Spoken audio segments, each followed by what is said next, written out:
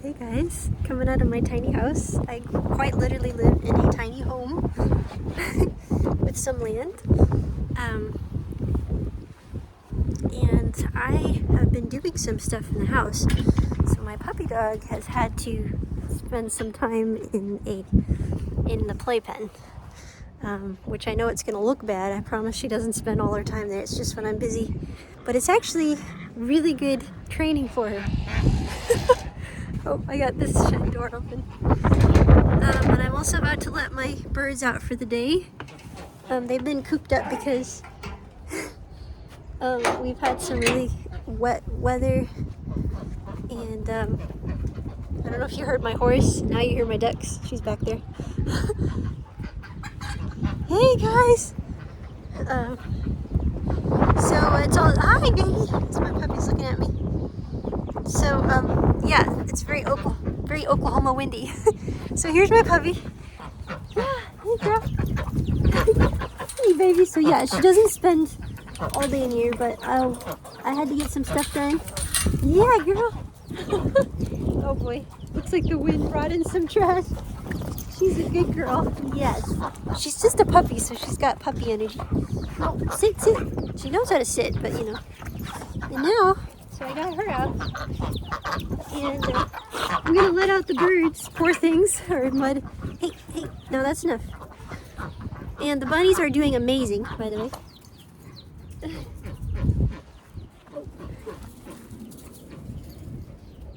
Here you are. Yeah. I hope them get them out too. Although this run is nice and big for them, so it's really nice. Okay, so hey guys. So this is what I do. I don't keep my birds cooped up all the time. It's not healthy. It's just kind of like us. You know, if you spend your whole days inside the house all the time, you kind of lose it. You know, you don't have that outside movement. You don't have the fresh air. It's not that they get fresh air obviously, but it just does something good when we get out of the house and we exercise. So it's similar to these chickens and the ducks. Here we go. And it has been so wet. That's why they look so bad. It's not normally this way. Okay, you guys can come out now.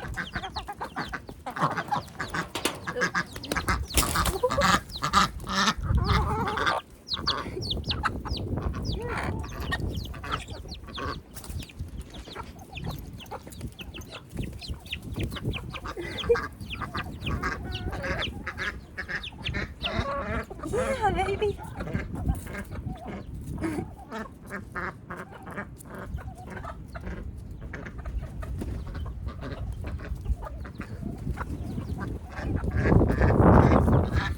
So there you have it. They are so happy. It's a chance for them to get their feet dry too for a while. So you'll notice that my puppy is loose with these birds. Now, at her age, and at this stage, I would never leave her alone with the birds. I am here supervising, but she's not trying to eat them and kill them right at the moment, even right now. Some of you, I know this is a common misconception, is you have to get a certain kind of dog, and that dog just naturally is amazing with chickens. It's something you have to work on. It's something you have to train. I mean, even a so-called chicken dog breed or bird guarding flock breed can eat chickens. But you also, one thing I see as a common mistake is people put their dog that they've even been training with the birds alone when they're still really young and they're still a puppy. I mean, puppies are naturally curious. It's like a toddler. They're learning about their life. They're learning what things taste like, smell like. Well, now you can see my horse. So it's a time of learning. And to see right now, she's also just playing around. She's not trying to eat them, it's just having fun inspecting them all. But what I have done is anytime she has even tried to play rough with them, I have scolded her. And I've said, you know, she's very sensitive to my voice, so she knows when I say no, you know, real firmly, she knows it's wrong. Doesn't mean she won't still test me like toddlers do, right? But she's never gotten anything worse enough where I've had to be more aggressive. I've heard some people, when they have a dog that has in fact killed a chicken already, they have actually tied a dead chicken around the dog's neck for like a day, and after that, supposedly it works. I've heard it works. They don't eat the chickens anymore. I don't know the logic behind it. Maybe it's just because dogs are smart enough to know that they've done wrong, even if they naturally are carnivorous, and it bothers them. I don't know. I've never had to do that, so I don't know what to tell you. I'm not saying it doesn't work. I've heard it does. The other thing though about having this puppy that I have, since she's not a Great Pyrenees or Anatolian Shepherd mix, she's actually a herding mix. She's a Border Collie Australian Shepherd healer mix. Is that she tends to want to, here and there, try to herd the birds together. And right now she's burying something tasty she found, or whatever she found, I don't know. What'd you find there, cutie? Oh, it's a bone. Did you find a bone? It's a bone. Oh, she's saving it for later.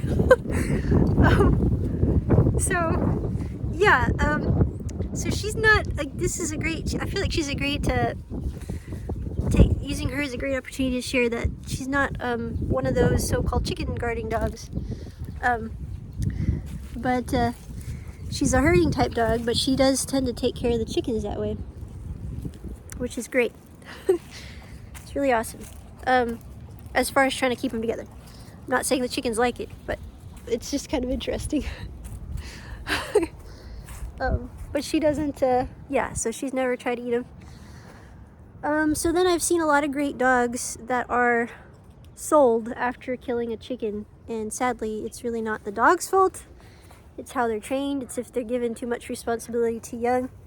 So if you have a dog that eats a chicken, and I know that can be traumatic for chicken owners, especially first-time chicken owners, please don't give up on your dog. You can do stuff. In a situation like that, I mean, I'm like, give away the chickens, don't give up the dog, because the chickens, whoever feeds them, they're happy to see. The dogs, they want to see you. They don't want to be bad, you know. They want to be good. They want to understand what you want. Hey, I say that while she's being naughty. So I highly encourage you, if you've had this situation, please don't give up on your dog. So many great dogs out there, even great dogs that will be great chicken guarding dogs, duck guarding dogs, are given up on, and they need some training. They need another chance. Yeah, so that's really all I want to say. Oh my goodness, I look like I didn't wash my face yet this morning, as terrible as that is. It's just been one of those lazy days. Here's my ducks.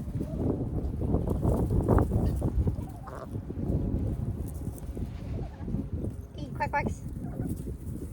Hi, quack quacks.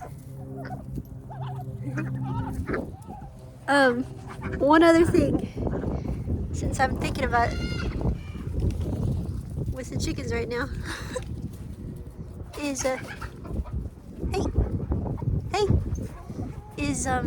ducks don't have to be messy.